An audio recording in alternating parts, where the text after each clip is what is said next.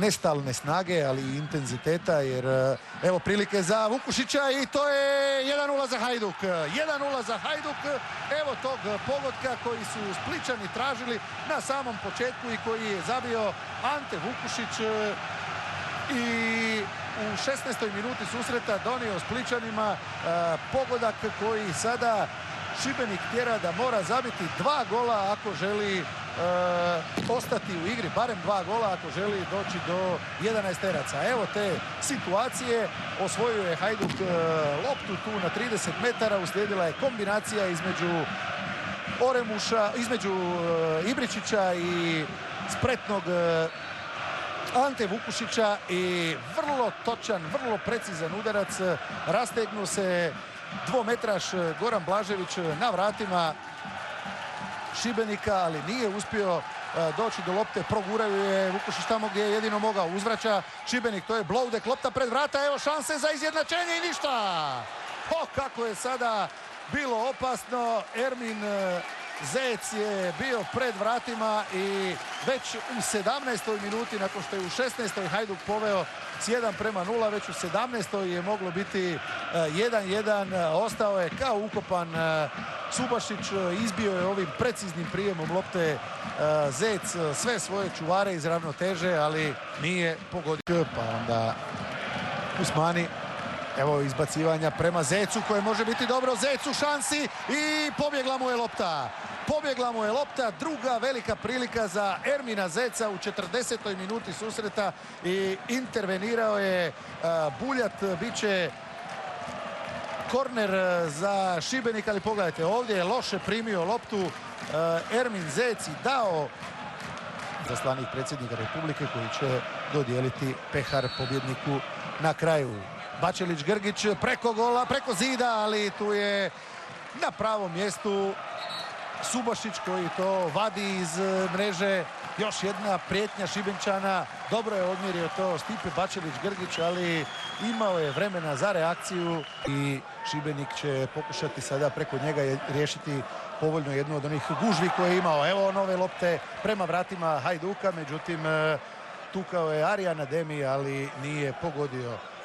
Puno propuštenih prilika Šibenika. Vidjeli ste onu statistiku na kraju prvoga dijela. Hajduk 2 udarca u okvir gola i jedan udarac u okvir gola, a 2 udarca uopće i vodi 1:0. S druge strane Šibenik puno pokušaja, puno šansi, sam Zec 2 velike, ali gol domaći igrači nisu uspjeli postići. Evo te statistike još pojačane sada, evo novog naleta Zeca, Zec i ode to ponovno preko gola.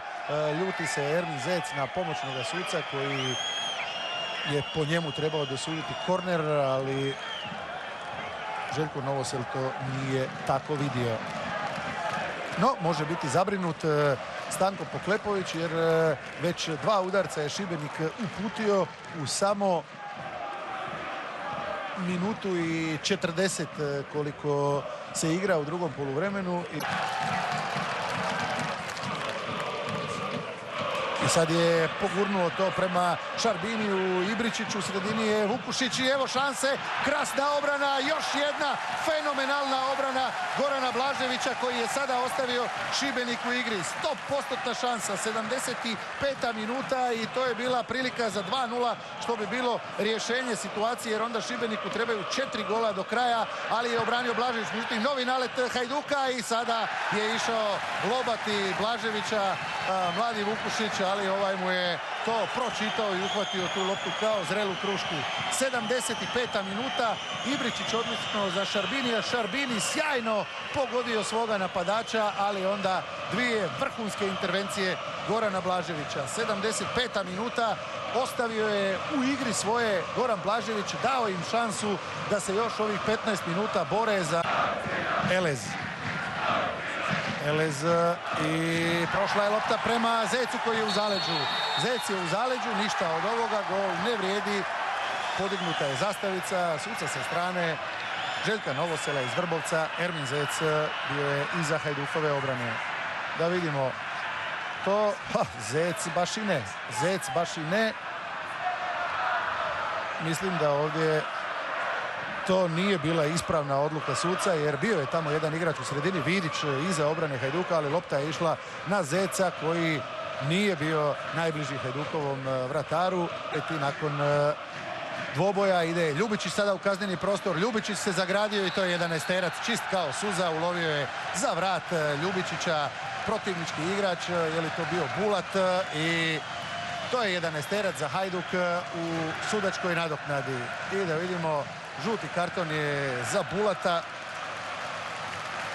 Mislim da o sudačkoj odluci ovdje nema nikakvog spora, jer vidjelo se da je tu Ljubičić ušao i pogledajte sad ovo hvatanje za vrat i preko prsiju pustio ga je Bulat, ali kad je već bilo kasno, nogometnim žargonom dobro mu se uvalio Marin Ljubičić i ovdje je pretjerao u oštrini u ovom zahvatu Bulat i srušio svoga protivnika. 11-terac za Hajduk izvodi Senijad Ibričić koji je promašio 11-terac, odnosno Blažević mu ga je obranio na onoj prvoj finalnoj utakmici. Blažević je obranio dva zadnja 11-terca koja su protiv njega pucana, onaj Ibričićev i u prošlom kolu u Karlovcu. Ibričić, Blažević ponovo, da vidimo to, i Ibričić 2:0, gol Senijada Ibričića, broj 8 u hrvatskom kupu.